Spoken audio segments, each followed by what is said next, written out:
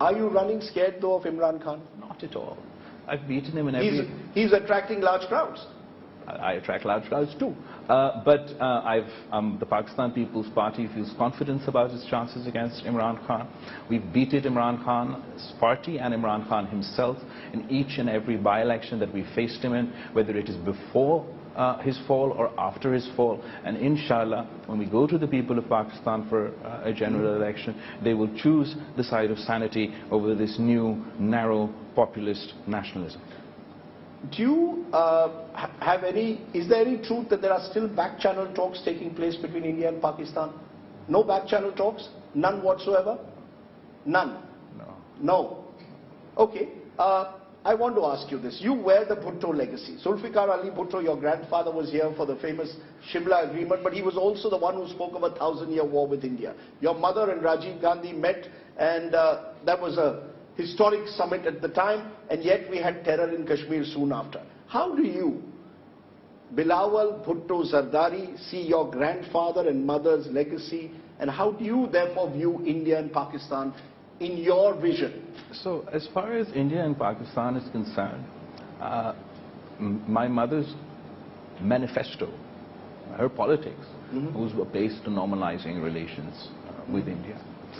This has been my party's consistent position. I mentioned August 5th and why that's complicated it for us and complicated it for even those parties within Pakistan who have long advocated for normalization of ties with India. As far as Pakistan is India is concerned, and the people of Pakistan and India are concerned, our destiny is peace. We will have a peaceful, prosperous future. My generation, I hope, will not be bogged down by history and forge our own history.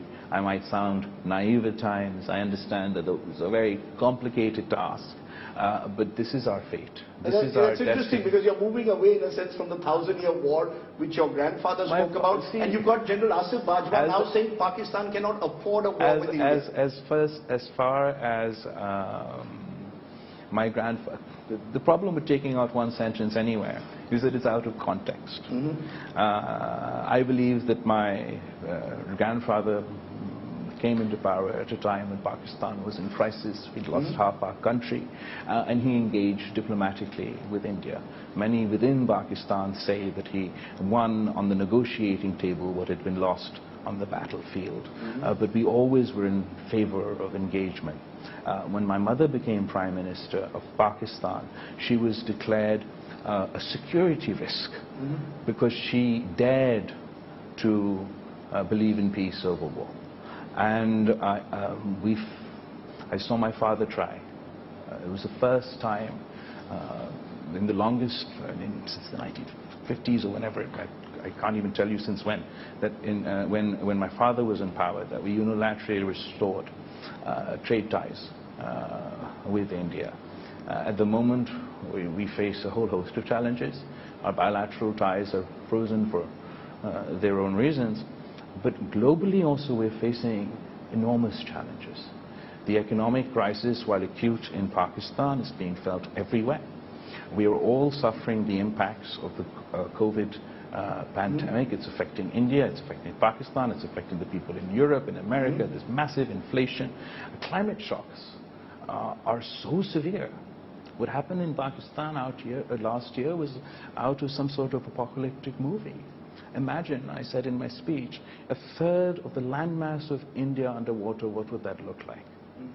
If 1 in 7 Indians were turned into climate refugees overnight, what would that number be?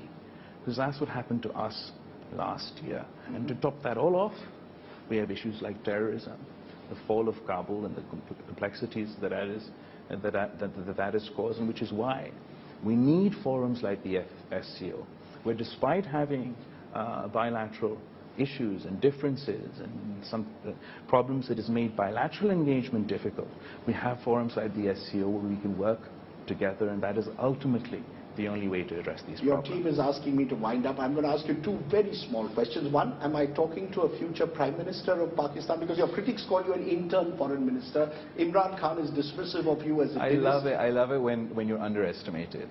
Imran Khan used to mock me as a child when he was Prime Minister. But then I came up with the no-confidence strategy that ultimately led him to being walked out of office. So I relish in the idea that my opponents underestimate me because they think I'm inexperienced. It is as a result of that underestimation that I have managed to outperform, both politically, and I don't like to say so myself, but I'd like to think that impartial observers would agree, also diplomatically in my short year as Pakistan's foreign minister. We'll see that in the general election, Mr. Foreign Minister, but I must ask you in conclusion, did you have a handshake with Dr. Jaishankar or not? In all our unofficial engagements, we always shake hands when we meet. So you shook hands? Of course. And we had a dinner conversation amongst a whole host of other foreign ministers, as one does at these sorts of events. We didn't hold a bilateral engagement.